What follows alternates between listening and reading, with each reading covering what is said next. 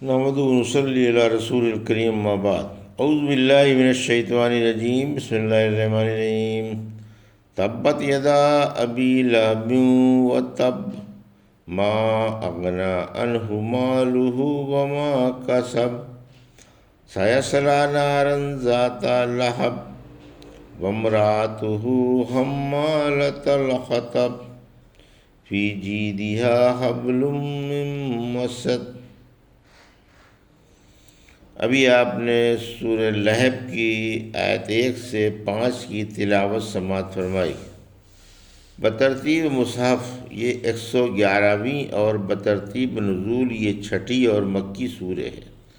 اس میں 5 آیتیں اور 1 رکوع ہے۔ پیش ہے ان آیتوں کا ترجمہ اور تفسیر ابن کثیر سے۔ بسم اللہ الرحمن الرحیم۔ تبت یدا ابی لہب وتب آیت 1، ما اغنی عنہ مالہ وما کسب آیت 2، سیصلی نارا ذات لہب آیت 3، وامرأتہ حمالۃ الحطب آیت 4، فی جیدہا حبل من مسد آیت 5۔ میں اللہ کے نام سے شروع کرتا ہوں جو بڑا ہی شفیق و مہربان ہے۔ ٹوٹ گئے ابو لہب کے دونوں ہاتھ اور وہ غارت ہو گیا، نہ اس کا مال اس کے کام آیا اور نہ اس کی کمائی۔ وہ شعلے والی آگ میں داخل ہونے والا ہے، اور اس کی عورت بھی جو لکڑیاں ڈھو کر لاتی رہتی ہے، اس کی گردن میں کھجور کی رسی ہوگی۔ یہ تھا ترجمہ سورہ لہب کی آیت 1 سے 5 کا۔ تفسیر۔ آیت 1، اعلان توحید۔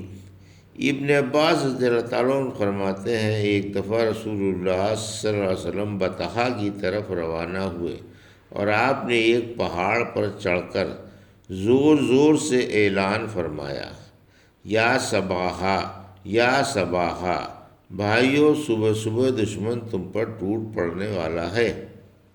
جب آپ کے پاس قریشی سردار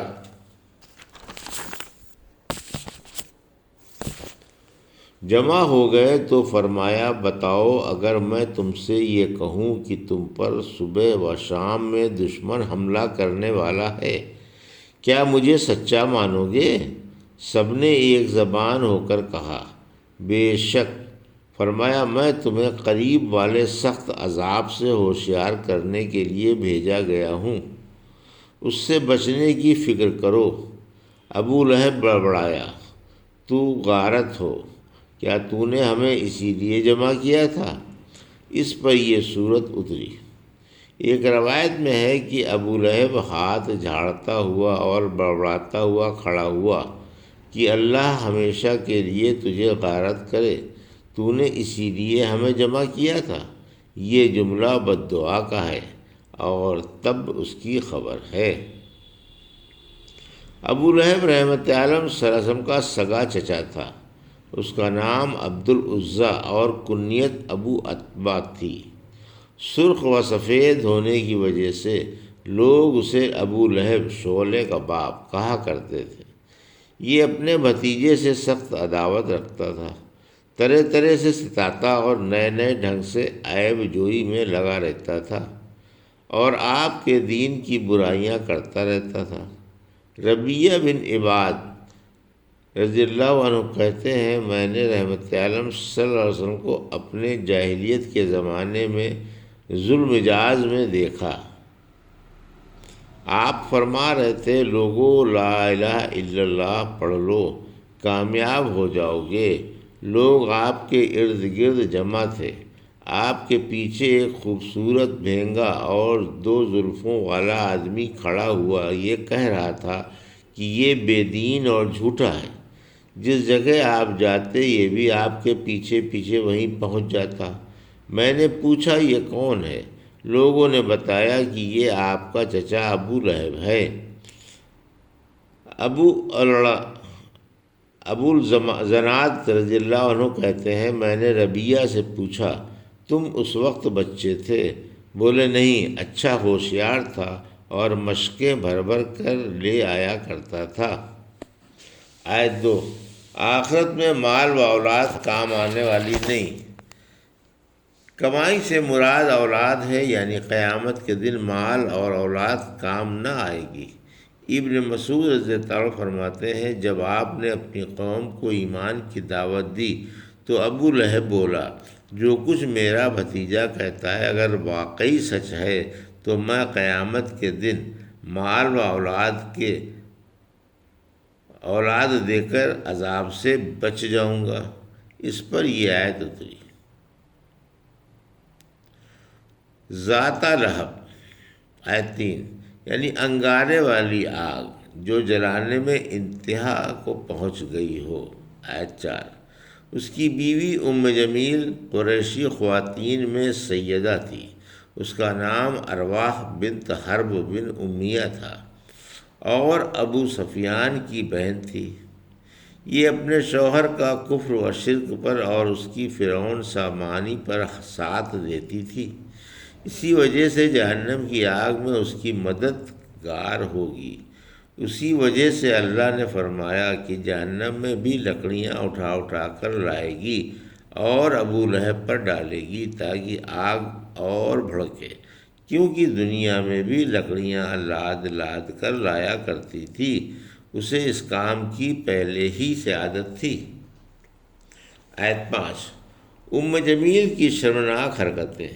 یہ کمبخت رحمت عالم صلی اللہ علیہ وسلم کی راہ میں کانٹے بچھایا کرتی تھی، آپ کو غربت کا طعنہ دیا کرتی تھی اور لکڑیاں لاد لاد کر لایا کرتی تھی، اس لیے اسے لکڑیاں چننا یاد دلایا گیا۔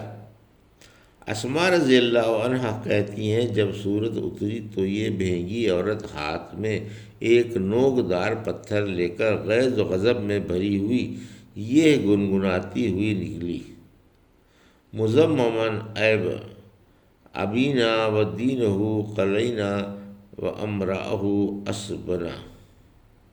اسینا مذہم، بدنام بابرے کو ہم نے قبول نہیں کیا، اس کے دین سے نفرت کی اور اس کی بات نہیں مانی۔ رحمت عالم صلی اللہ علیہ وسلم مسجد میں ابو بکر رضی اللہ عنہ کے ساتھ تشریف فرما تھے۔ جب اسے ابو بکر رضی اللہ عنہ نے بڑبڑاتے اور ہاتھ میں پتھر لیے ہوئے آپ کی طرف آتے دیکھا تو بولے، یا حضرت وہ کمبخت آ رہی ہے، کہیں آپ کے پتھر نہ مار دے۔ فرمایا، بے فکر رہو، میں اسے نظر ہی نہیں آؤں گا۔ دشمن کو نظر نہ آنے کا عمل۔ پھر آپ حفظ ما تقدم کے لیے یہ آیت وَإِذَا قَرَأْتَ الْقُرْآنَ جَعَلْنَا، سورہ اسرا کی آیت 45، جب آپ قرآن پڑھتے ہیں تو ہم آپ کے اور بے ایمانوں کے درمیان ایک دبیز پردہ حائل کر دیتے ہیں۔ پڑھنے لگے، آخر ابو بکر رضی اللہ عنہ کے پاس آ کر کھڑی ہو گئی، رحمت عالم صلی اللہ علیہ وسلم نظر نہیں آئے۔ بولی، ابو بکر مجھے خبر لگی ہے کہ تیرے ساتھی نے میری برائی کی ہے۔ فرمایا، نہیں، اس گھر کے رب کی قسم آپ نے تیری برائی نہیں کی ہے۔ پھر یہ بڑبڑاتی ہوئی لوٹی کہ قریشی جانتے ہیں کہ میں ان کے سردار کی بیٹی ہوں۔ نبی کریم صلی اللہ علیہ وسلم کا معجزہ۔ یہ صورت رحمت عالم صلی اللہ علیہ وسلم کا معجزہ ہے اور آپ کی نبوت کی کھلی دلیل ہے، کیونکہ اس میں بتایا گیا ہے کہ ابو لہب اور ام جمیل دونوں ازلی بدبخت ہیں، ایمان لانے والے نہیں، نہ ظاہری طور پر اور نہ باطنی طور پر، چنانچہ ایسا ہی ہوا۔ الحمدللہ، سورہ لہب کی تفسیر تمام ہوئی۔ ابھی آپ نے سورہ لہب کی آیت 1 سے 5 کا ترجمہ اور تفسیر سماعت فرمائی۔ بارک اللہ لی و لکم فی القرآن الحکیم و نفعنی وایاکم بآیات الذکر الحکیم۔